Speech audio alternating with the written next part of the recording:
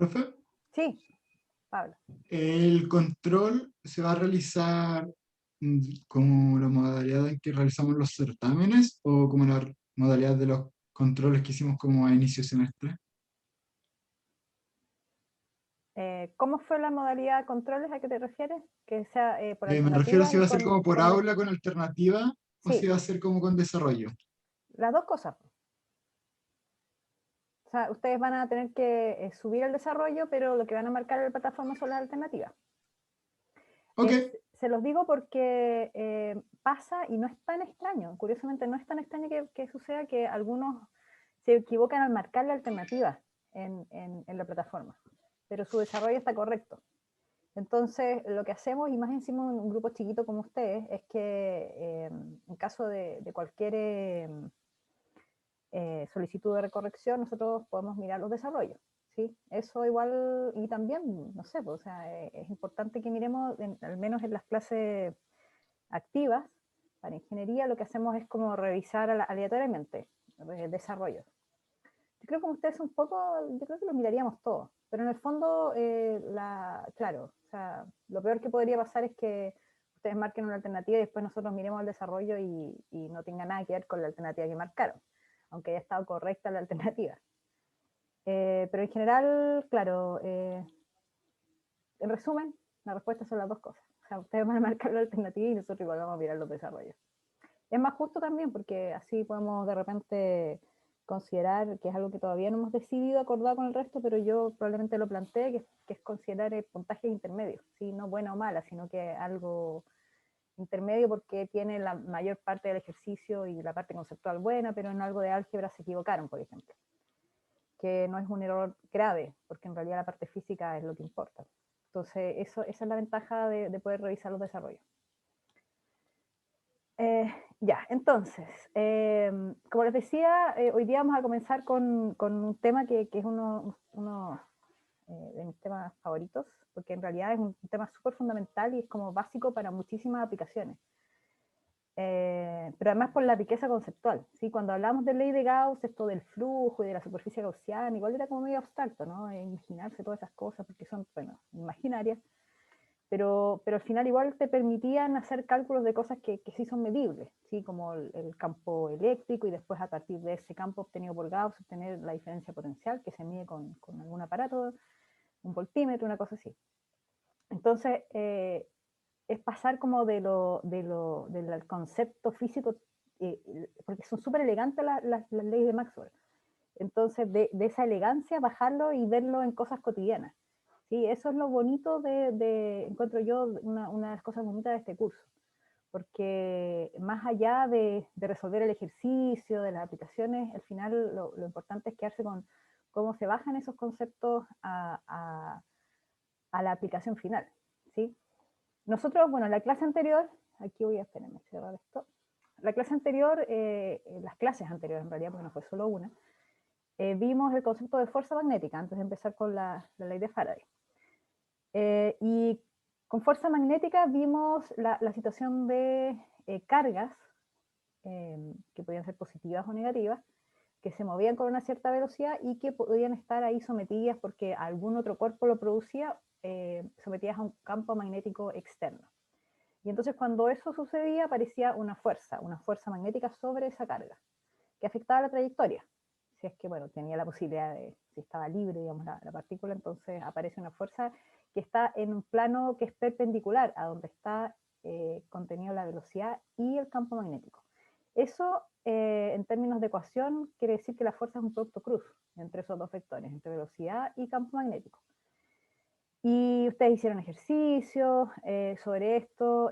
También nos dimos cuenta que si, por ejemplo, entraba esta carga en una zona con un campo magnético, acá como se ve entrando en la pantalla, uniforme, ¿sí? Que fíjense que están todos los puntos donde más o menos están pasando las líneas de campo, están igualmente distribuidos, entonces significa que es constante en el espacio, es uniforme.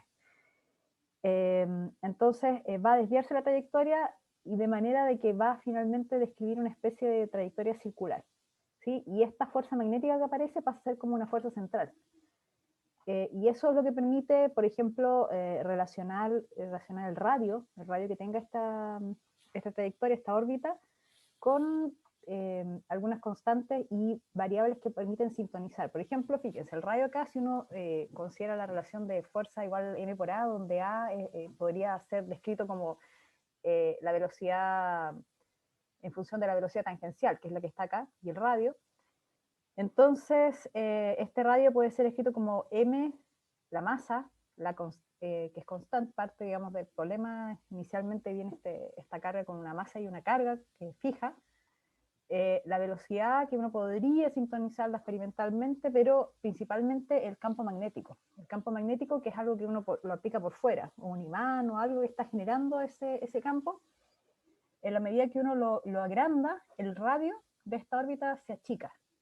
Y si uno hace este campo más pequeñito, este campo magnético externo más pequeñito, entonces ese radio es mayor. Entonces, en función del campo externo, yo puedo estar teniendo distintos tamaños de órbitas.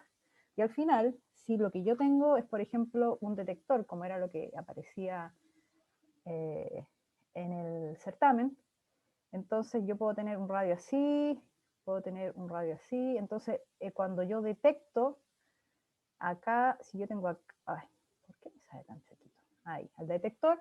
Entonces, dependiendo las posiciones que yo detecte acá, voy a tener claro, por ejemplo, en función de si el campo magnético es fijo y tengo distintas partículas con distintas cargas, voy a tener noción de la carga, o si tengo distintas masas, porque no son solo un tipo de partículas, sino, entonces, al final es como un juego entre todas estas variables, ¿sí? Eso es lo interesante. Yo les había dicho también que en el caso, porque aquí es una órbita circular, pero en realidad los campos magnéticos sirven para conducir, si esta partícula ya tiene carga, entonces los campos magnéticos pueden usarse como especie de lentes, ¿sí? Así como la luz puede ser dirigida por lentes ópticos, en el caso de partículas cargadas como electrones, pueden ser dirigidos a través de campos magnéticos. Entonces los campos magnéticos actúan como los lentes ópticos y enfocan el haz de electrones. Y entonces eso era la fuerza sobrecarga. Aquí se veía sobrecargas pensando que era una carga, dos cargas, como poquitas cargas, ¿sí? Pero cuando lo que tenemos es un flujo de cargas, cuando tenemos una variación de cargas en el tiempo, entonces lo que aparece acá es el concepto de corriente, ¿sí? La corriente es la variación de cargas en el tiempo. Y cuando teníamos eso, bueno, habían, en realidad la expresión general era esta de abajo, donde estaba la fuerza. Fuerza es igual a I por dl cruz B. ¿Sí? Eso es lo que hemos visto acá. Fuerza, en este caso, en esta expresión de acá de la fuerza sobre la carga, yo tengo una carga que siente esta, que digamos, se ve afectada por esta fuerza, pero que es generada porque hay un campo externo, ¿sí? O sea, hay alguien que produce campo externo, no sé quién es, puede ser un alambre, puede ser un imán, puede ser alguien, produce ese campo. Entonces, es de este campo sobre la partícula cargada. Aquí en esta expresión de fuerza magnética también es lo mismo, porque siempre la fuerza es una interacción, siempre es de alguien sobre alguien. Y en este caso tengo una corriente, la corriente es la que va en el alambre, y hay un campo magnético externo, ¿sí? Que también, nuevamente, es como que alguien lo produce, ¿sí? Y ese campo es el que actúa sobre esas corrientes que se están moviendo, esas cargas que se están moviendo, que en el fondo es la corriente. Entonces es de este campo sobre esa corriente, ¿ok? Así que esta expresión de acá, cuando era integral, se usaba siempre que usamos integrales a lo largo del curso, cuando veíamos carga, por ejemplo, la integral de cuando las distribuciones eran continuas de carga, siempre la idea de mantener la expresión como una integral era porque en el fondo la variable de integración está acá, por ejemplo, el de L, era constante o no era constante para efectos bueno, en este caso, por ejemplo, si vemos, para que ustedes me entiendan, es la carga. Teníamos, en el caso de, por ejemplo, una distribución superficial, era sigma de S, ¿cierto? Y cuando era una volumétrica era rho de B, ¿sí? Y en algunos casos ustedes sabían que esto podía simplemente escribirse como rho por B, y acá sigma por S. Sabíamos eso. Pero ¿cuándo eso sucedía? Cuando el sigma era constante para todos los ds, para todos los elementos diferenciales que yo estaba tomando. En este caso la idea es la misma. si yo tengo la fuerza y resulta ser que mi campo magnético es constante para todos los dl que yo estoy considerando, entonces esta expresión se puede pasar a la primera que sale ahí, que es directamente I integrando el L cruz B.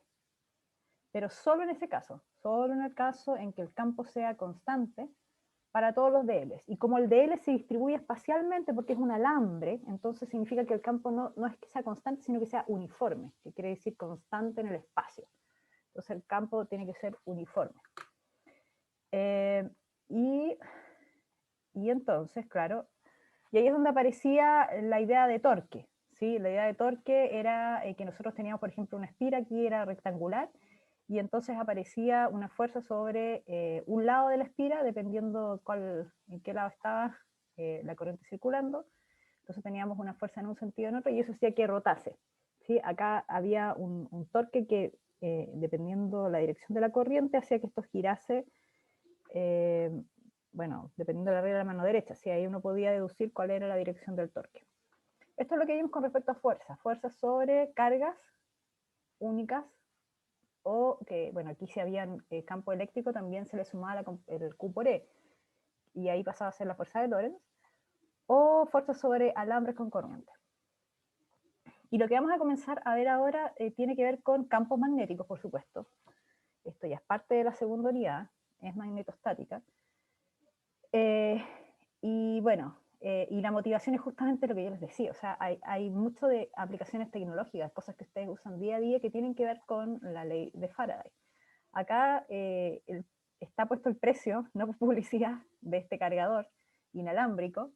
¿Sí? La idea acá es que ustedes dejan el teléfono y no está enchufado, sino que hay una especie como de coil, de solenoide enrollado acá, y ustedes lo dejan sobre. Hay algunos que son así chiquititos como eso, o otros de distintas formas, pero la cosa es que uno lo pone cerca, en contacto, y entonces la batería se carga, ¿sí? La batería del celular, así que está enchufado. Y los precios acá lo puse porque $39, para que se den una idea también de lo barato que pueden ser. O sea, probablemente cuando partió, no sé cuál era el precio inicial de este tipo de cargadores, deben haber sido caros. Eran como 8 horas, no sé, pero claro, $40 es como poco. Más aún pensando que, no sé, para los gringos el precio es como, sí, esto es bien barato, $40. Y bueno, en realidad tiene que ver con las formas en que nosotros obtenemos la energía para todos nuestros dispositivos electrónicos. La ley de Faraday tiene que ver con un concepto que es similar a lo que ya vimos para el caso eléctrico, y que es el flujo de campo eléctrico, ¿sí? En el flujo de campo, flujo de campo magnético. En el caso del campo eléctrico habíamos visto que la ley de Gauss era la que salía de esta idea del flujo de campo eléctrico, ¿no? En el caso del campo magnético habíamos dicho que el símil de la ley de Gauss era la ley de Ampère. Pero la ley de Ampère no habla de flujo de campo magnético, sino habla, recuerden, de la circulación, porque era una trayectoria, o sea, no habían superficies de por medio acá. En el caso, claro, el símil, entre comillas, pensando en la idea de flujo de campo de la ley de Gauss, en el caso magnético, es justamente la ley de Faraday. Y para entender un poco la ley de Faraday, para plantearla, porque no quiero llegar y ponérselas así como, de una, la expresión ley de Faraday, no. Lo que vamos a hacer es tratar de entender, ¿sí? Por eso es que hay aquí algunas preguntas que son encuestas conceptuales, para que vayamos entendiendo de dónde sale, ¿sí? Esto, y lo, no sé, es como muy loco el concepto, porque ustedes se van a dar cuenta acá de que es algo que es realmente inesperado, ¿sí? No es una cosa que es intuitivamente fácil de deducir, pero es súper potente, ¿sí? Por ejemplo, acá lo que tienen, la configuración es re simple, hay un campo externo, así como en todos los ejercicios que hemos visto, no sabemos quién lo produce, pero está ahí, y es uniforme, miren, los puntos están igualmente distribuidos.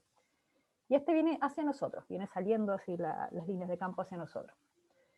Y en este campo se colocaron unos rieles. Esos rieles, la única función que tienen es para que esta barra que está azul acá se mueva.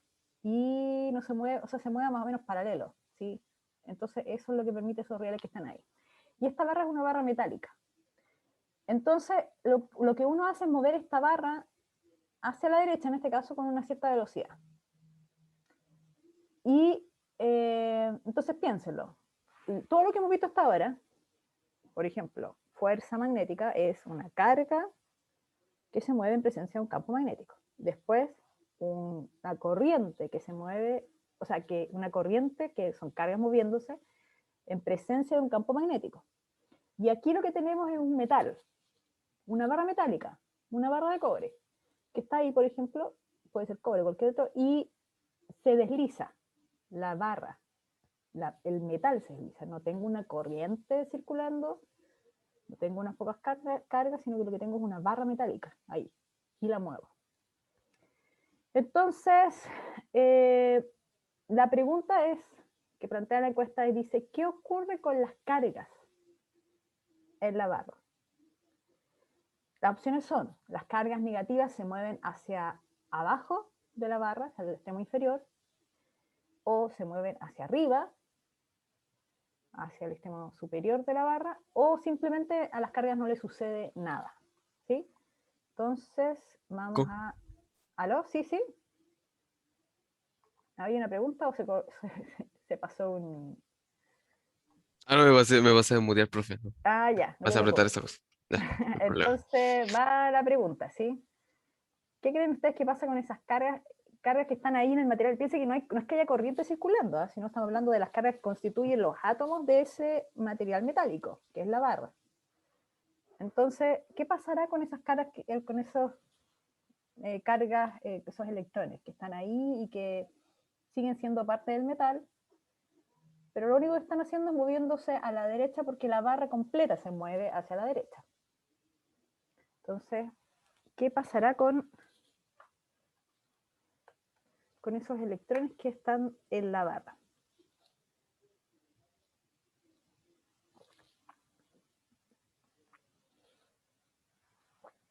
Tenemos ya un voto más, un par de votos más y cerramos. Perfecto, ya, vamos a cerrar la votación. Entonces, comparto el resultado. El 67% dice que es la A, que las cargas negativas se mueven hacia el extremo inferior. Déjenme dejar de compartir y cerrar esto. Bueno, y claro, y bueno, no era esa, ¿sí? Las cargas negativas se mueven al extremo superior. Aquí la idea es la siguiente, ustedes tienen, vamos viendo esto, acá.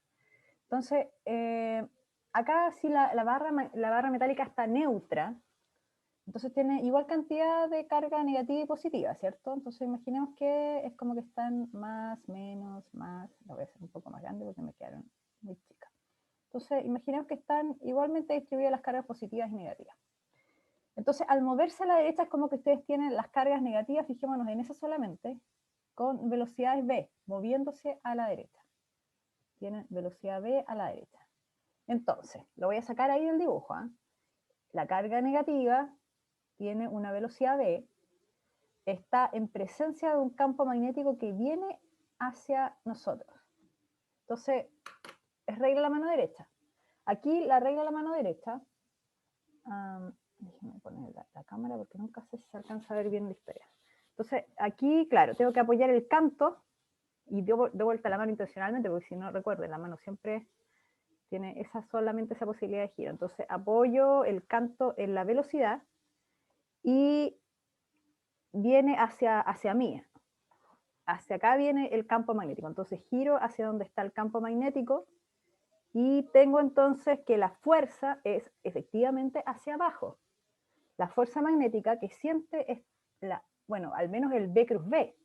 Y es ahí donde está tal vez la sutileza, porque si yo solamente considero B cruz B, ese resultado de ese producto cruz me da hacia abajo, pero la carga es negativa.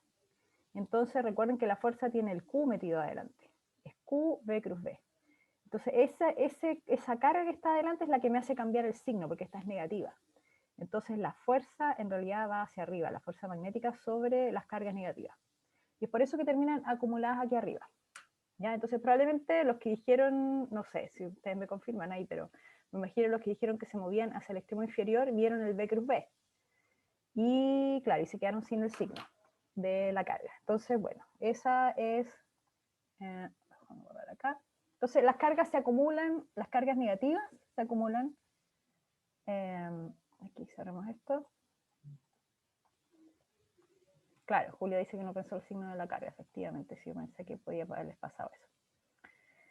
Ya, entonces, es el primer escenario, ¿sí? Se mueve la barra, el metal, se mueve ahí en la presencia del campo magnético y se acumula la carga arriba negativa y abajo positiva. Entonces, ¿qué pasa cuando se acumulan? Bueno, tenemos un campo eléctrico. Es como si tuviésemos una agrupación aquí, claro, nosotros lo vimos con cargas puntuales, pero tenemos un objeto cargado negativo aquí arriba y un objeto cargado positivo abajo. Entonces, a pesar que son todas partes de un mismo material, lo que aparece es un campo eléctrico. Las líneas de campo van de más a menos, ¿cierto? Entonces, salen de las cargas positivas y entran a las cargas negativas. Entonces, en esa dirección va el campo y aparece ese campo eléctrico en el material, al interior del material metálico. ¿Sí? Y claro, y lo que sucede, y aquí, bueno, a ver, mejor lo voy a dibujar antes de escribir la ecuación. Lo que sucede es que empiezan a moverse las cargas negativas. Voy a hacer un zoom. ¿Por qué? A ver, voy a tratar de hacerlo sin mirar la pantalla, a ver si me... ¡Qué horrible! No, tengo que mejorar mis habilidades con este... Dame un segundo. Ahí. Entonces... Ay, ¿por qué me queda tan...? Ay, ya sé por qué, porque tengo la pantalla doble. Entonces, tengo la barra y las cargas negativas que estaban en el material se empiezan a mover hacia allá, ¿cierto? Entonces empiezan a acumularse, negativa, negativa, negativa, y aquí abajo en el otro extremo empieza a haber un desbalance, ¿sí? De cargas negativas. Y empiezan a acumularse más y más, pero llega un punto, porque la fuerza, recuerden que esta es la fuerza magnética. La fuerza magnética lo que hace es impulsar las cargas hacia allá, pero llega un punto en que hay demasiadas cargas negativas acá. Entonces, ¿qué aparece? Finalmente aparece una contribución eléctrica, porque acá arriba tengo un cuerpo cargado negativamente, ¿sí? Es como si tuviera una sola cosa cargada negativa, en vez de todas esas, sino que tengo una carga negativa y tengo estas otras negativas que se vienen acercando, y esta es grande la de arriba. Entonces, ¿qué aparece sobre esta carga que se está tratando de mover? Una fuerza eléctrica, que es de repulsión, ¿sí? Tiene el mismo signo, así que se repele. Y en la medida que se van juntando más y más y más cargas, negativas, negativas, y empieza esta fuerza, el tamaño de ese vector fuerza eléctrica va creciendo, de repulsión va creciendo más y más. Entonces va a llegar un punto en que la fuerza magnética se va a igualar a la fuerza eléctrica. Y es en ese punto cuando dejan entonces de moverse las cargas. Y hasta ahí nomás llega el movimiento de las cargas. Es parecida a la idea del condensador, ¿no? Que tenemos las cargas acumulándose en una de las placas y llega un punto en que ya no pueden moverse, no pueden, digamos, no tienen energía suficiente para romper esa fuerza de repulsión, entonces ya no pueden seguir acumulándose más y más cargas en una de las placas. Y ahí entonces cuando se alcanza la carga máxima del condensador y se detiene el proceso de carga. En este caso es la idea es similar, ¿sí? Tengo cargas que se están moviendo, pero en la medida que empieza a acumularse más y más, empieza una repulsión a jugar y a crecer hasta que se iguala a la fuerza que las impulsa hacia el extremo. Profesora, ¿Sí? cuando decíamos que van cargas negativas hacia arriba, ¿nos referimos a aniones o a electrones? Electrones. Ah, vale, vale. Sí, no, son electrones. Son portadores de carga, si quieres decir. Son electrones. Ya, entonces borro acá porque justamente, de hecho, no sé por qué, ahí sí. Aquí sale la igualdad. Entonces, cuando se igualan, es ya cuando se alcanza el equilibrio. Y entonces tenemos la igualdad entre esta fuerza eléctrica, Q por E, y la fuerza magnética que sigue siendo, porque al final estamos considerando la carga del electrón, independiente acá del signo que tenga cuando reemplace, pero a ambos lados es la misma carga, así que se elimina. Y podría estar considerando la carga positiva, de hecho, así que ahí las dos quedarían positivas. Y me daría que la fuerza magnética va hacia abajo, ¿cierto? Pero bueno, sabemos que lo que se mueve en un metal son los electrones, por eso es que en realidad solo consideramos el movimiento de electrones. Y ahí al simplificar esa carga a ambos lados, lo que encuentro es el valor del campo eléctrico. El campo eléctrico es la velocidad por la magnitud del campo magnético, ¿sí? Y entonces la diferencia de potencial, que sabemos que se define en función del campo eléctrico, acá está escrita como un valor absoluto, así que no aparece el menos que está adelante. Recuérdense que es menos la integral de E por dl, ¿no? Pero en este caso está como valor absoluto, así que es E por L, que es esta distancia entre un extremo y el otro. En este caso la barra está en el enunciado, decía que era barra de largo L. Entonces, como todas las cargas están acumuladas a un extremo y al otro, entonces la distancia ahí es el largo de la barra. Y reemplazamos el campo eléctrico y nos da que la diferencia de potencial que se genera producto de este movimiento, de esta barra en un campo magnético, tiene que ver con el largo, es proporcional al largo de la barra, es proporcional a la velocidad. Mientras más rápido se mueve, mayor diferencia potencial tengo. Mientras más larga la barra, mayor diferencia de potencial tengo. Y por supuesto, si el campo magnético externo es mayor, también aumento esa diferencia de potencial. Entonces, recordemos de dónde venía la diferencia de potencial. Si la diferencia de potencial, nosotros sabemos que aparecen cuando el cuerpo está, cuando el objeto tiene un campo eléctrico como este que está acá. Pero también sabemos que las diferencias de potencial son las que alimentan todos los dispositivos electrónicos que usamos todos los días. Desde ventiladores, desde hervidores, televisores, lámparas. Aprovechamos la diferencia de potencial. Es la diferencia de potencial la que le da energía, en el fondo, a los electrones que se mueven en los cables y, bueno, generan el calor, por ejemplo, si el dispositivo es de potencia. Entonces, lo que estamos generando al mover la barra, y eso es lo loco, piensen ustedes, movemos una barra metálica en un campo magnético y aparece una diferencia de potencial, es como que generamos una pila. Es como que generamos una pila al mover una barra en un campo magnético. Entonces, ahí viene la segunda pregunta conceptual. Aquí son dos alternativas, así que, claro, es bien directa la pregunta, ¿no? Enchufo entonces, considerando que ese es el valor de la diferencia potencial que encuentro, y a esos rieles que estaban arriba, que ahora voy a asumir que son rieles metálicos, conecto a las terminales de esos rieles una ampolleta. Entonces la pregunta es si la ampolleta se prende o no se prende. Entonces voy a lanzar la pregunta 2. Ahí está. Entonces, ¿qué pasa con esa ampolleta? Que ahora está conectada a esos rieles donde va la barra moviéndose, donde ya sabemos que se produce esa acumulación de carga en los extremos.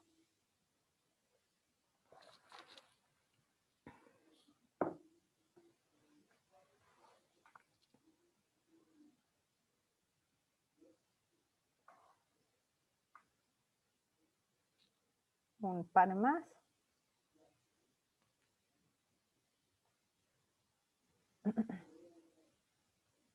Ya, perfecto. Finalizamos la votación y comparto el resultado. Entonces, 75. Dice que la ampolleta se enciende. Y bueno, y eso es justamente la idea de lo que les acabo de decir. Al aparecer esta acumulación de carga, aparece un campo eléctrico y aparece una diferencia de potencial entre los extremos de la barra. Lo que hago al conectar la ampolleta acá es aprovechar esa diferencia de potencial. ¿De qué manera? Como si fuera una conexión a una pila. Es como si yo tuviese una pila aquí por el solo hecho que la barra se mueve en el campo. Entonces tengo una pila que enciende la ampolleta.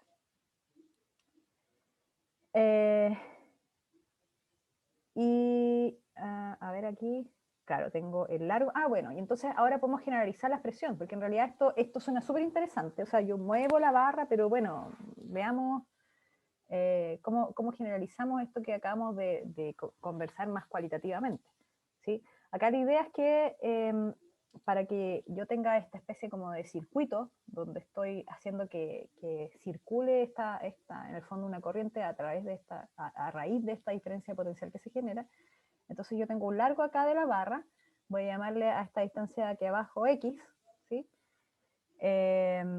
Y entonces esta diferencia de potencial que era L, B por el campo, L por la velocidad por el campo, L y B tienen que ver con la barra, y B es el campo externo, entonces la velocidad la escribo como la variación de esta distancia X que está aquí abajo, de X a dt. Y meto el LXB dentro del integral porque son constantes, el largo de la barra es constante, el campo en este caso también lo vemos es constante. Entonces en realidad lo único que hago es meterlo dentro de la expresión. Y fíjense que LX, esa multiplicación de estas dos cosas, es el ancho acá y el largo. Y eso lo que me está mostrando es un área. Un área que yo puedo reescribir acá, B por A, donde ese B por A es lo que se parece, ¿no? Podemos llamar a un flujo magnético. El E por A era el flujo de campo eléctrico, en este caso B por A es el flujo de campo magnético. Y el área es esta que está acá. Esta área que va cambiando en el tiempo. Fíjense que acá dentro de la derivada, de esta expresión de derivada, tengo el campo, que podría cambiar en el tiempo, pero en este caso es constante, y tengo un área que es la que directamente en este ejercicio va cambiando porque se va agrandando. Por supuesto, esa área podría estar achicándose. La barra podría estar moviéndose en la otra dirección, ¿no? Si la velocidad va hacia la izquierda. Entonces también tengo un cambio de área en el tiempo, pero achicándose. Pero partamos de esta situación, en que aquí el área se va agrandando. Entonces, lo que yo tengo es que la diferencia de potencial que genero, esta que podría aprovechar yo para alimentar algún dispositivo, aparece si es que hay una variación de flujo de campo magnético en esta parte de acá, este circuito. O sea, hay un cambio de campo, de área, o bueno, ya sabemos que en el flujo en realidad también puede ser, por ejemplo, la orientación relativa entre campo y área. Entonces, la expresión de flujo, esa que estaba ahí, que era, aquí no está escrito, pero lo voy a volver a escribir para que no se les olvide, decía el delta B es igual a la variación de, decía, bueno, aquí le vamos a llamar flujo, ya que está aquí mismo escrito como flujo, ¿sí? El flujo magnético, y aquí era la magnitud, ojo con eso. El flujo magnético a través de una superficie, entonces lo vamos a definir exactamente igual como se definió el flujo de campo eléctrico. Es B producto punto de A. El de A era el vector que era perpendicular aquí a la superficie, y el campo podría tener cualquier orientación, ¿sí? Entonces, así como en el caso del flujo de campo eléctrico, ya sabemos que hay varias cosas que son importantes para, por ejemplo, desarmar esta integral. Por ejemplo, la orientación relativa entre los dos, si el B es constante o no es constante, ¿se acuerdan? La orientación relativa, eso es lo que permite desarmar el producto punto entre B y de A. Si es constante o no, permite sacar el B de la integral, cosas de ese estilo, que ya vimos con el campo eléctrico. Pero recordar en el fondo que este flujo es un escalar, porque este es un producto punto, así que el resultado de producto punto es un escalar. Y que este producto punto, entonces, déjame borrar acá estas rayitas para que no se nos confundan. Entonces, depende del área y depende del campo magnético, pero de los vectores, ¿sí? La ley de Faraday, y aquí es donde esto es lo bonito. Hasta ahora yo les había hablado de que aparecía un voltaje, ¿cierto? Cuando hay variaciones de flujo, pero lo que habla la ley de Faraday, lo que plantea en la ley de inducción, también se conoce de esa manera, de inducción electromagnética, inducción es por inducir, ¿sí? De ahí viene la inducción. Es que si ustedes tienen una variación en el tiempo del flujo magnético, que es lo que está escrito acá a la derecha, si el flujo de campo magnético varía, eso solamente es la variación, sin el menos adelante. Eso varía, entonces aparece una FEM. FEM es una fuerza electromotriz, en el fondo un voltaje. Aparece un voltaje, y aquí es donde viene el menos. que se opone al cambio de flujo que aparece en el sistema. Entonces, nuevamente lo repito, la idea es que hay una variación de flujo de campo magnético en un sistema. Y si eso sucede, entonces se induce una FEM, y se induce un voltaje en el sistema que se opone a la variación original del flujo. Ya, suena tal vez un tanto confuso, denle vuelta ahí a la idea, lo que yo estoy hablando, los elementos que son. Un elemento es la variación que aparece, el otro elemento es la respuesta, que es oponiéndose a esa variación. Vamos a darles algunos ejercicios acá, ejemplos, ¿sí? Vamos a ver si con estos ejemplos ustedes son capaces de entender por lo menos cuáles son las direcciones en que se induce, si hay un voltaje que se induciría, por ejemplo, la corriente, ¿sí? Entender un poco justamente este signo menos, porque lo potente de esta expresión es el signo menos. Lo que está diciendo este signo, porque aquí ustedes ven, hay algo que es igual a menos la derivada de otra cosa en el tiempo. Y uno podría decir, ay, matemáticamente esto no tiene mucha relevancia, ¿no? Pero ese menos que está adelante, ese menos es lo que hace todo aquí. Ese menos es lo que se traduce en una inducción. Ese menos es lo que dice que el sistema responde a los cambios. Hay un cambio que ocasiona que el sistema, este circuito, por ejemplo, que era la ampolleta y la barra moviéndose, responda de una manera tal que se genere una respuesta para contrarrestar el cambio que inicialmente aparecía en el sistema, el cambio de flujo. Entonces, ahora vamos acá. Y aquí es la FEM, ya les dije eso, el cambio de flujo. El cambio de flujo, bueno, y esto acá, Faraday, ¿sí? Uno de mis físicos favoritos. ¿Por qué? Porque, bueno, Faraday en realidad tiene muchos méritos, ¿sí? Desde el punto de vista de la física, uno de los más destacados del siglo XIX. Pero hay algo en particular, que a mí personalmente es lo que tal vez me hace considerar uno de los grandes físicos de todos los tiempos, ¿sí? Hay físicos que son extraordinarios, ¿eh? Ustedes van a encontrar cuando estudien Newton, cuando estudien, no sé, Einstein, cuando estudien, van a encontrarse con cerebros que son brillantes en la historia de la física, que han hecho contribuciones fundamentales. Pero Faraday, además de hacer contribuciones fundamentales, era un abocado, o sea, gran parte de su trabajo lo dedicaba a la divulgación científica. En este billete, donde se hace un homenaje a Faraday, de hecho hay una imagen que muestra cuando él está haciendo experimentos. Le gustaba hacer demostraciones e invitar a todo tipo de personas. Si se fijan acá en el público, incluso se alcanzan a distinguir que hay algunas siluetas que son de mujeres. Esto, si uno piensa cómo antes funcionaba la física, o sea, era en lugares como de élite, ¿sí?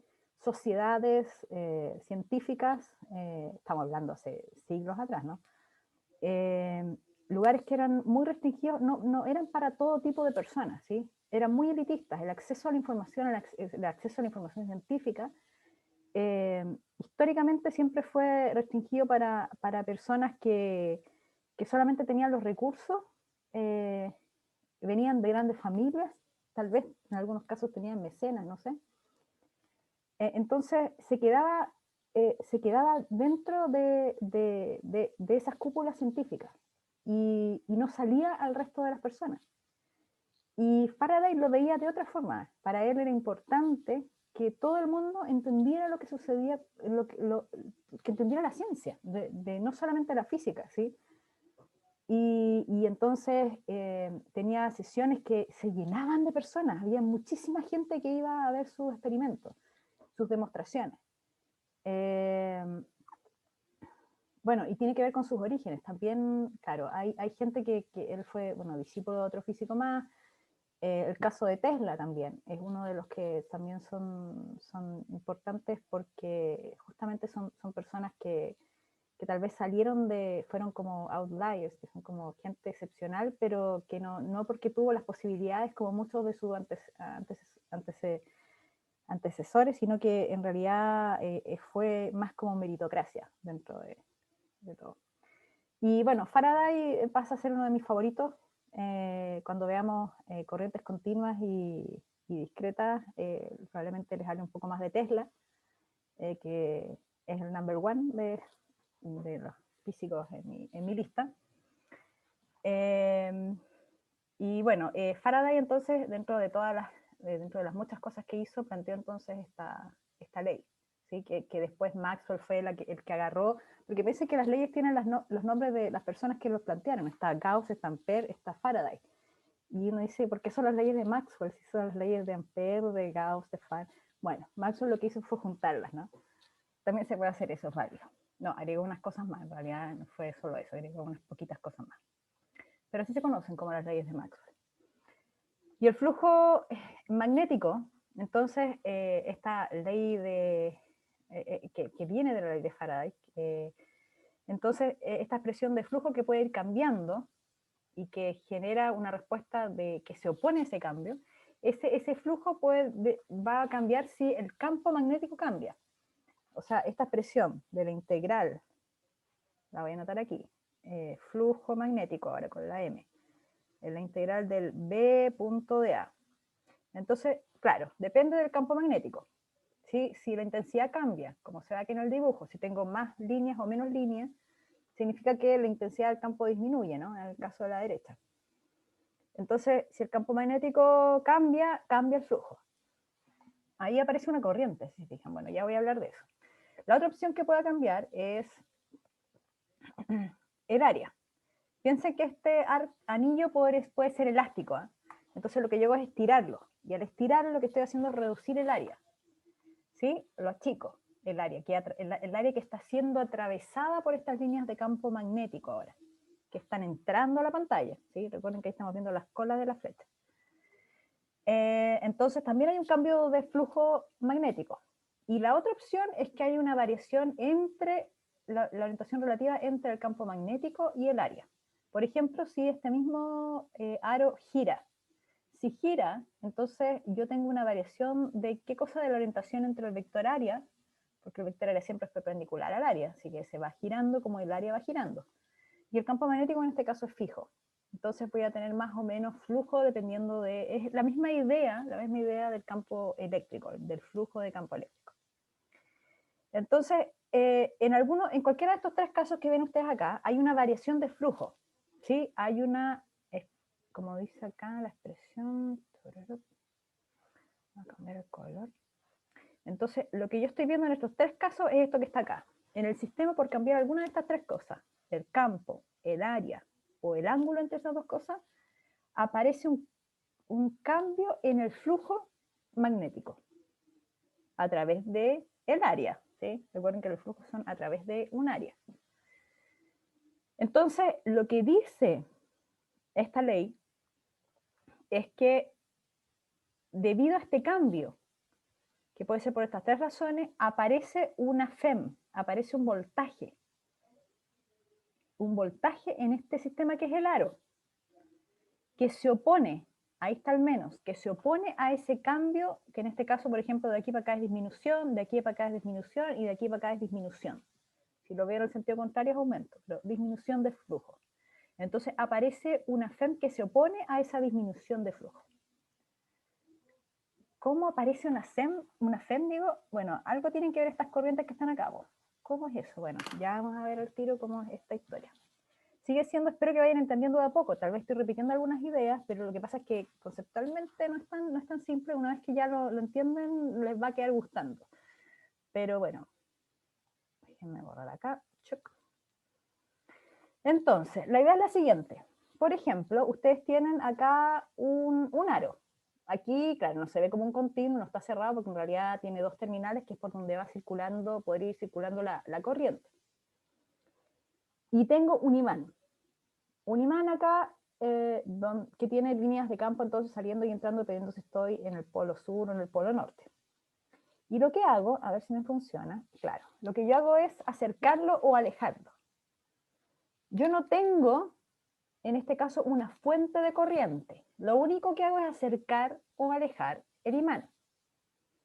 Y sucede, por ejemplo, que cuando yo acerco el imán, aquí, bueno, se da como el viaje completo, parece que empiece de nuevo. Ahí se está acercando, por ejemplo. Shoot. Ahí se está acercando. Entonces, cuando yo me acerco a ese aro, lo que estoy haciendo es que más líneas de campo van entrando en esa área que está aquí dada por, voy a rayarla para que, esta área que está acá. Esta es el área que entonces es la que nosotros consideramos para efectos de esta variación de flujo. Cuando el imán se mueve para allá, más líneas de campo están entrando. Si el imán, en cambio, se está alejando, borro esto acá, si el imán se está alejando, entonces a través de esta área, de este aro, van entrando menos líneas de campo que antes, ¿sí?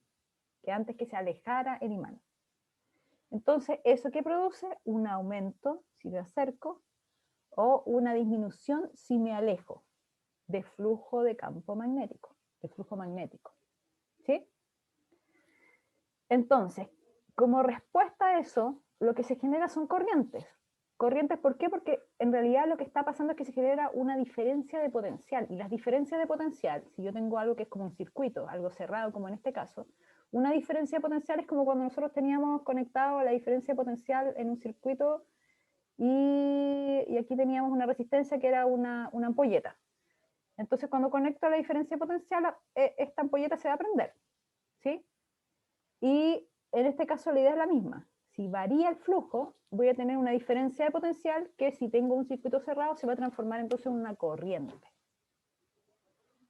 Ahora, ¿en qué dirección? Porque yo les dije se opone.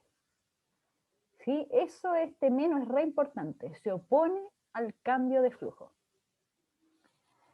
Entonces, voy a poner de nuevo el video. Fíjense bien, déjenme borrar acá todas estas rayas para que no... Entonces voy a poner de nuevo. Ya, ahí va. Se introduce el imán, las líneas de campo aumentan. Van aumentando, entonces aparece una corriente. Pasa a través, y ahora me estoy alejando, en realidad. A la medida que me voy allá, pero se queda quieto, y eso es importante. Y este experimento nosotros lo hacíamos en clases. La verdad que esa es una de las cosas tristes de no poder hacer las clases presenciales, porque este experimento es re bonito. Lo hacíamos en clase. Entonces, si se queda quieto, no hay variación de flujo en el tiempo. Las líneas de campo que atraviesan esa área no cambian en el tiempo. Entonces, no hay corriente. ¿Cómo sabemos qué corriente es? ¿En qué dirección circula? ¿Cómo sabemos ese signo menos? ¿Cómo sabemos la respuesta del sistema? Pero vean lo loco que es esto. O sea, mírenlo bien. Esto tal vez es una representación pictórica, pero ustedes tienen un imán que se está moviendo. Bueno, no sé si ustedes han tenido alguna vez esas lámparas o sea, esas linternas, que de hecho no son con pilas. Viene como un imancito y viene un resorte y uno como que las sacude así, y después puede prender la linterna. Básicamente es esa idea. Pero lo loco es que acá no hay una fuente, no hay una pila. Lo que actúa como pila es el campo magnético. La energía, siempre todo esto tiene que ver con los campos, porque al final son los campos los que se encargan de acumular energía en el espacio. Pero aquí hay entonces una variación de campo en el tiempo y eso se traduce en corriente circulando, en una diferencia de potencial. Entonces, aquí es un ejemplo, y aquí es donde quiero que pongan atención para que entendamos en qué dirección circulan las corrientes y cuál es esta respuesta que les digo yo, que contrarresta, que se opone al cambio de flujo. Entonces, el ejemplo es el siguiente. Hay el mismo imán que estaba antes. El imán se acerca al aro. Un aro que en este caso ni siquiera está conectado a un medidor, porque en el caso anterior estaba conectado a un medidor para que vieran que la corriente cambiaba de dirección. Pero aquí no es necesario, es un aro, es un alambre, es eso, un alambre enrollado. Nada más que un alambre enrollado. Y agarro un imán como el de la cocina, ¿sí? Puede ser un imán tal vez más bonito porque es más largo o con mayor campo magnético, no sé, de neodimio, algún imán de los que nos usábamos en las clases eran como así, que se pegaban y costaba un montón separarlos. Pero el efecto debería ser similar a lo que si ustedes tienen en la casa un buen imán de refrigerador. Y entonces, acercan este imán a este pedazo de alambre que ustedes enrollaron. Y entonces al acercarlo, más líneas de campo van a ir entrando en la medida que yo me acerco, ¿sí? Porque, por ejemplo, si yo me acerco acá, déjenme, no sé si lo están viendo, no sé si entienden esa idea de que al acercarme hay más líneas de campo que entran. Si esto se mueve para acá, entonces, por ejemplo, esta línea que aquí no está tocando, en la medida que me acerque va a empezar a entrar por acá. Ahí, va a empezar a entrar por acá, igual que esta que acá. En la medida que acerque el imán, que el imán esté un poco más acá, entonces, o bueno, más acá en realidad, ahí, entonces las más líneas van a empezar a entrar.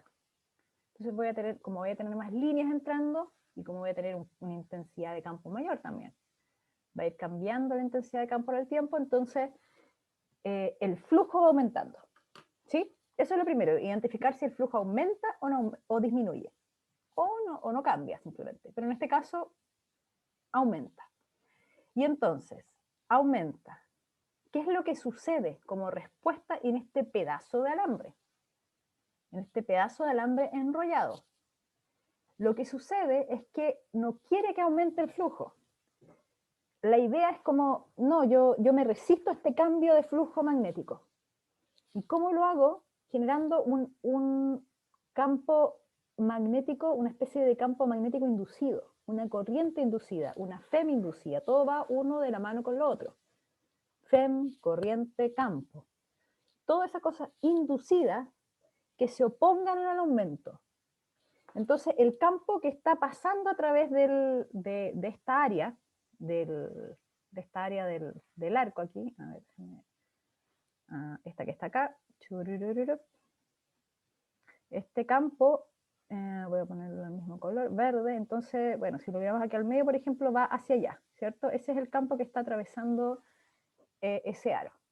Entonces, lo que sucede es que se genera un campo opuesto, no quiere que aumente el flujo. ¿Cómo contrarresta ese aumento? Generando un campo en la dirección contraria, un campo inducido en la dirección contraria. Porque quiero contrarrestar el aumento, no quiero que aumente, quiero que esté todo como estaba antes. Entonces, genero un campo que se oponga al campo real. Y ahí es donde viene la regla de la mano derecha, ¿sí? Si yo tengo, por regla de la mano derecha, entonces tengo un campo en esa dirección, como yo lo dibujé en rojo, el inducido, entonces lo que yo tengo es una corriente en el arco circulando de esa manera. Para que salga el campo en esa dirección, la corriente en el aro tiene que ir circulando así. Entonces aquí voy a dibujar cómo va. Tal vez por perspectiva, no sé si, déjenme borrar. Sí, hay algo que tal vez no preví aquí, que de repente uno lo piensa.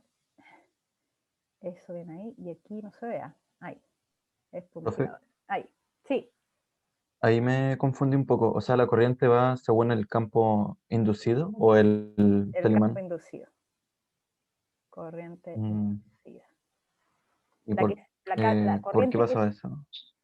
eso es lo que dice esta ley de Lenz, que si tú tienes un cambio de flujo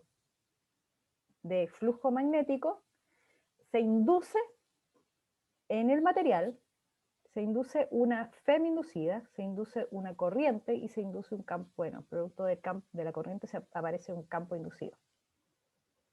Es una respuesta. Y en este caso, lo que está tratando de contrarrestar es un aumento, así que va en la dirección contraria. Si el caso, y ahí vamos a ver el caso opuesto, que es que disminuya el flujo. ¿Cómo aparece entonces el campo inducido y la corriente inducida si lo que está sucediendo es una disminución de flujo? Bueno, aquí lo vamos a ver a continuación, pero primero entendamos este primer caso que es el aumento. Cuando aumenta el flujo, se induce una respuesta para bajar ese aumento. Entonces aparece en la dirección contraria. Y el campo inducido va hacia allá, el rojo. Y entonces la mano derecha te dice cómo circula la corriente inducida, que es la asociada a ese campo inducido. Gira. ¿Sí? Entonces ahí está en el dibujo cómo va circulando la corriente inducida. Y esa corriente no estaba ahí antes de que cambiara el flujo. O sea, si este imán está detenido, no hay corriente inducida. Pero como el imán se está moviendo, hay cambio de flujo, y eso automáticamente genera una corriente, una respuesta en el material que es un potencial inducido y por lo tanto una corriente inducida y por lo tanto un campo magnético inducido. Yo prefiero, para Entonces, efectos de la visualización de lo que sucede en el material, para identificar fácilmente la respuesta, yo prefiero que se imaginen primero el campo inducido, porque en realidad el orden es FEM, corriente, campo. Pero para rápidamente identificar la dirección de la corriente, que es lo que normalmente nosotros preguntamos, yo prefiero que visualicen primero el campo inducido, y a partir del campo inducido encuentren la dirección de la corriente inducida, y bueno, y si es necesaria la FEM. Y en este caso se opone, porque queremos bajar el efecto del aumento de flujo. ¿Sí? ¿Algo ya, les ha ahí me quedó preguntado? claro. ¿Sí? Sí, es que yo había entendido al principio que la corriente la producía como el movimiento del imán, pero por lo que entendí ahora, la corriente la produce como el mismo alambre en respuesta al movimiento del imán, ¿o no? En respuesta al cambio de flujo O sea, magnético. claro, el cambio de flujo, pero la Claro, se produce el mismo produce por alambre. el movimiento del imán. Sí, sí, Ya, ok. sí, eso que sí. Entonces, ya, aquí está el dibujo, que es lo mismo que yo les dije, aquí lo hice para que lo vieran. Ya, entonces, el siguiente caso, ¿qué pasa si disminuye? Entonces aquí ustedes me van a ayudar a ver si borremos todo esto, si son capaces de predecir a dónde va la dirección. Entonces, siguiente caso, se aleja el imán. El imán se aleja, entonces yo tengo una disminución del flujo que atraviesa esta área. Si yo tengo una disminución del flujo, ¿en qué dirección debería apuntar el campo inducido para contrarrestar la disminución?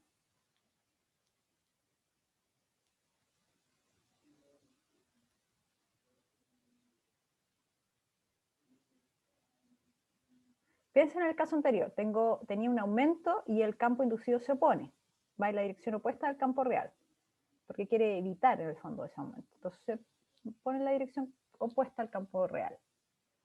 En este caso el flujo disminuye porque estoy alejando el imán. Hay menos líneas de campo atravesando esa área. Entonces,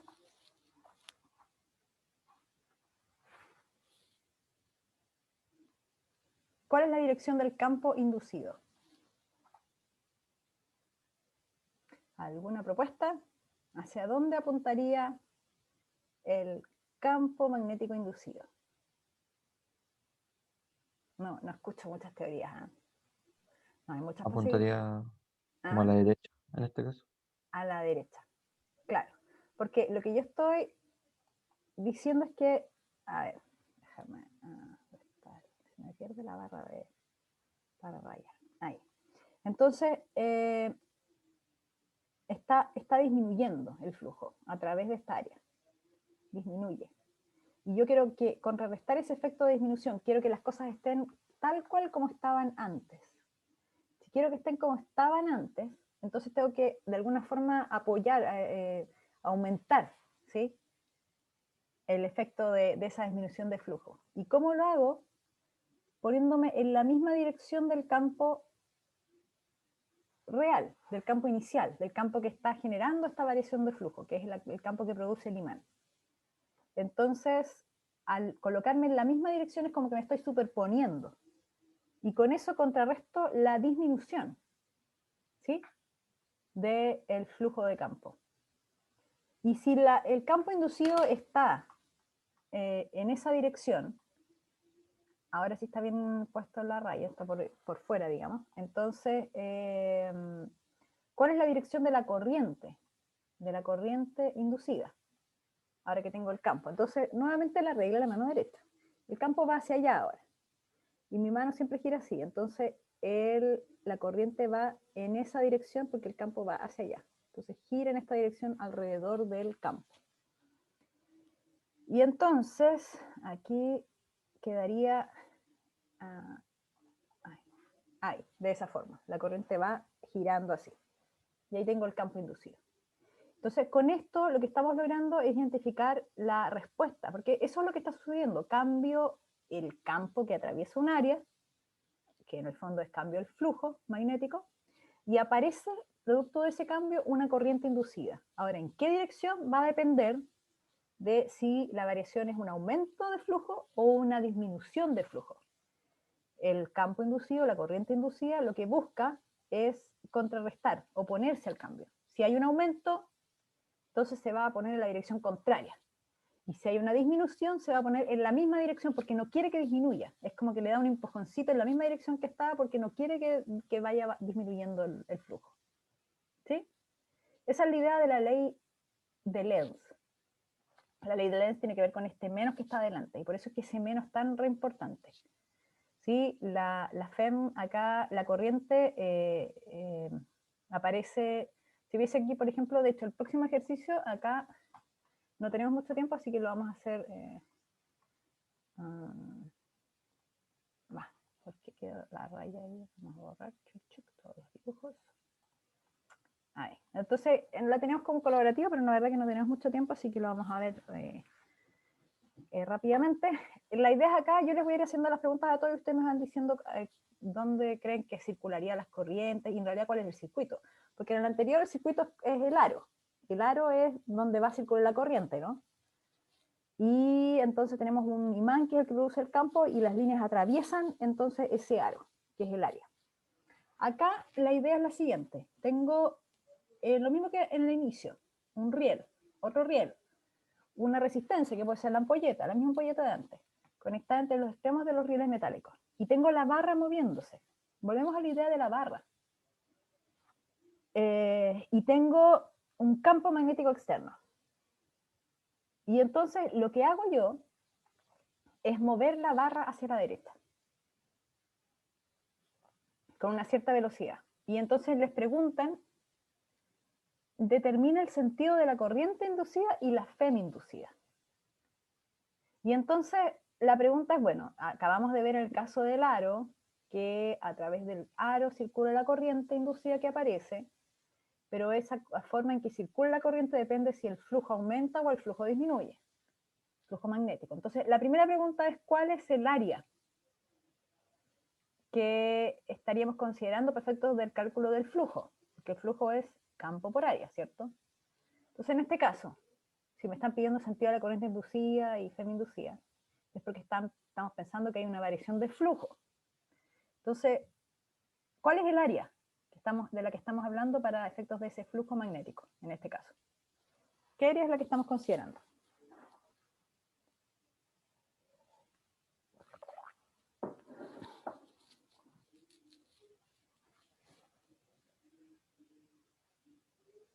Recuerden, flujo es la integral del B punto de A. ¿Cuál es el área que está considerándose aquí, que está siendo atravesada por el campo magnético? ¿Cuál es el área?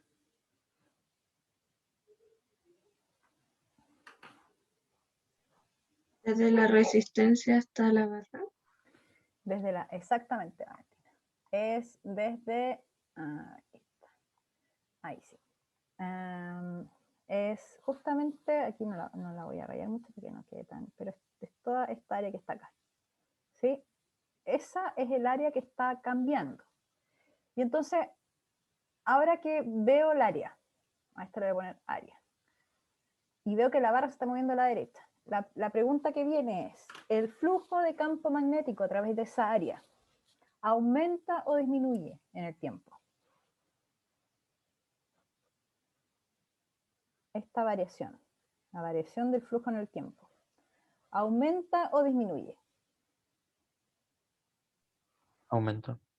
Aumenta. Perfecto, Joaquín. Aumenta.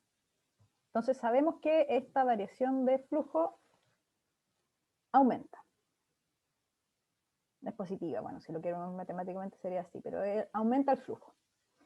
Y si aumenta el flujo, entonces, ¿qué es lo que genera, lo que busca generar hacer una corriente inducida o un campo inducido? Si está aumentando el flujo. Se resiste, que Claro. busca la contraria. Se resiste, claro, busca oponerse a ese aumento. Y entonces, si ese es el caso acá, ¿hacia dónde apuntaría el campo magnético inducido? El campo magnético que está generando el flujo, el inicial, el que está variando, este que ustedes me acaban de decir que aumenta, apunta hacia afuera de la pantalla. ¿Sí? Acá está al medio, se ve la cabeza del vector, entonces apunta hacia nosotros. Si el flujo está aumentando, el campo inducido, ¿hacia dónde apuntaría? ¿Hacia dentro de la pantalla? Hacia adentro de la pantalla, perfecto. Ese que está ahí, que acabo de dibujar, es el campo inducido.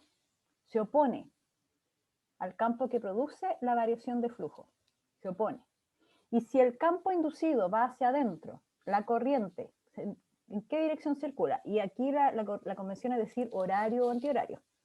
La corriente inducida, ¿en qué dirección circula? Horario o antihorario. Si va ¿Horario? hacia adentro. Horario.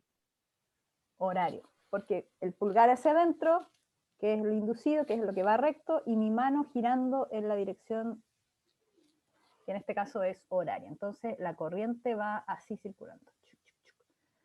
Esta es la corriente inducida. ¿Ven? Entonces, todo esto que ustedes acaban de decir cuando les toquen en su certamen, lo tienen que decir en palabras. ¿Sí? El campo inducido se opone, o la corriente inducida busca generar oponerse al aumento del flujo magnético, y entonces la dirección, porque aquí se determina el sentido de la corriente, el sentido es horario. Esa es la respuesta. Esto es súper cualitativo, pero viene de la interpretación de la ley de Lenz, viene de ese signo menos que aparece en la ecuación que vimos recién de Fem inducida. Entonces, si la corriente circula de esa manera, así como está acá, es como si yo tuviera este circuito. Tengo una resistencia, tengo acá esto, y aquí voy a dibujar el espacio que ustedes me digan, considerando que la corriente va hacia. Así yo acabo de determinar que la corriente se mueve de esa manera. Entonces, la fuente, ¿cómo está conectada? ¿El positivo va arriba o abajo de la fuente? Para que circule la corriente de esta manera.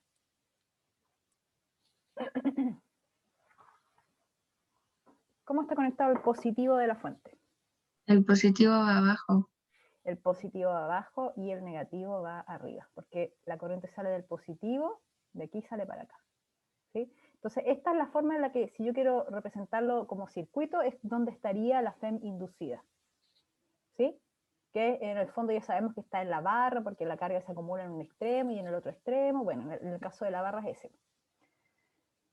Y ahí tenemos entonces lo que me están preguntando sobre el sentido. Ahora, si yo quiero calcular cuánto vale la FEM inducida, eso ya ustedes lo vimos al inicio de la clase. De hecho, aquí voy a borrar esto. Bueno, no sé si les queda clara esta idea. Vamos a seguir reforzando la idea de Faraday un poco más en la próxima clase. Pero esto es principalmente la idea. O sea, tenemos una respuesta de los materiales. Piensen ustedes que aquí no hay nada. O sea, no, son pedazos de alambre. Una barra metálica y unos pedazos de alambre conectados y una ampolleta que no produce, sino que consume. Y lo único que tengo yo es una variación de flujo porque algo cambió, como en este caso el área, y como en el caso anterior donde el imán se acercaba o alejaba el campo. ¿Sí? Entonces, alguna de esas dos cosas cambia, el campo o el área, o la orientación relativa entre los vectores, y entonces aparece un cambio de flujo en el tiempo. Y ahí entonces se genera una corriente inducida. Si esto es muy loco, aparece una FEM, aparece una corriente, aparece un campo inducido. Donde no había nada. Sí, es muy loco. Piensen ustedes que estamos generando corrientes, FEM, voltajes, como si tuvieran una fuente, solo porque cambia el flujo de campo magnético. ¿Profe? Profesora, Sí, pregunta. Dale, Tomás. sí, es rápido. No, lo que iba a preguntar era, entonces al aplicarle mano derecha al campo magnético inducido nos daba corriente inducida, ¿cierto? Sí. ¿Para confirmarlo? Claro. Vale, vale. Sí. Pablo. Profe, Dime. esto que estamos viendo ahora tiene un poco que ver cómo funcionan los generadores como en la vida real, quizá. Claro. De hecho, esto es justamente la base del funcionamiento de los generadores.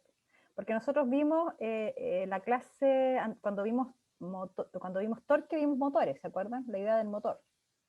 Pero justamente en el caso de esto estamos hablando de lo opuesto, que es que estamos generando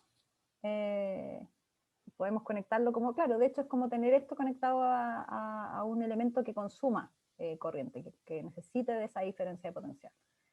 Y es como funcionan los generadores. Es como funciona el cargador inalámbrico, es como funcionan las guitarras eléctricas. Las guitarras eléctricas funcionan en base a la ley de Faraday. Lo que yo tengo es un imán puesto debajo de una cuerda metálica, y entonces al mover la cuerda que es metálica, y tengo un campo magnético, se produce, bueno, hay una variación de flujo de campo magnético que se traduce en una corriente que, bueno, ahí hay sistemas de amplificación y todo eso, pero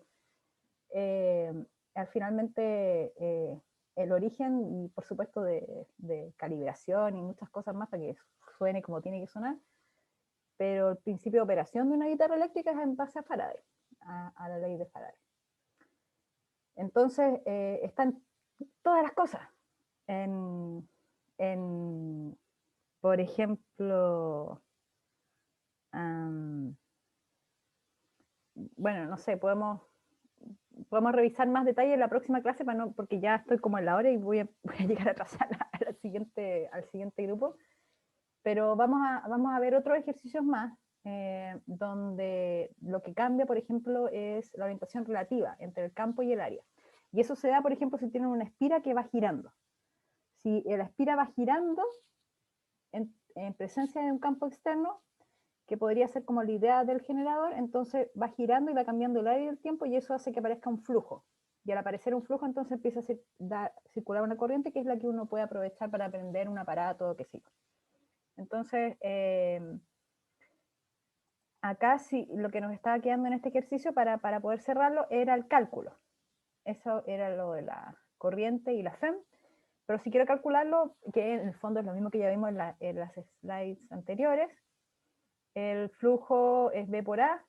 Acá es la variación del campo por el área, porque el campo es constante, así que sale de la integral, y el área es paralelo al campo, es lo mismo que Gauss, entonces se desarma el producto punto, el B sale de la integral porque es constante, y me queda B por A nomás, directamente.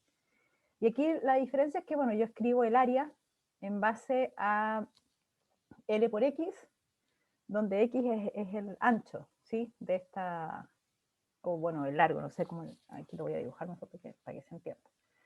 Porque este pedazo de aquí va a ser X, porque el largo es el de la barra.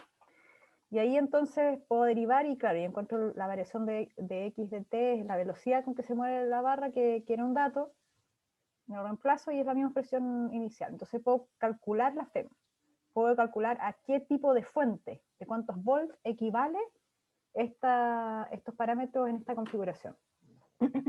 ¿Sí? Así que vamos a seguir conversando en la próxima clase, como les decía, de Faraday. Vamos a ver aplicaciones un poquito más complejas tal vez. Pero la idea básica es esta. ¿Sí? Lo más importante es entender, como les digo, si aumenta o disminuye el flujo de campo. Eso es lo que hace la diferencia para entender cómo responde el sistema, generando corrientes inducidas, campos inducidos que van en la misma dirección del original o que van en contra del original. ¿Ok? Así que ya. Vamos a dejar de grabar. Déjenme.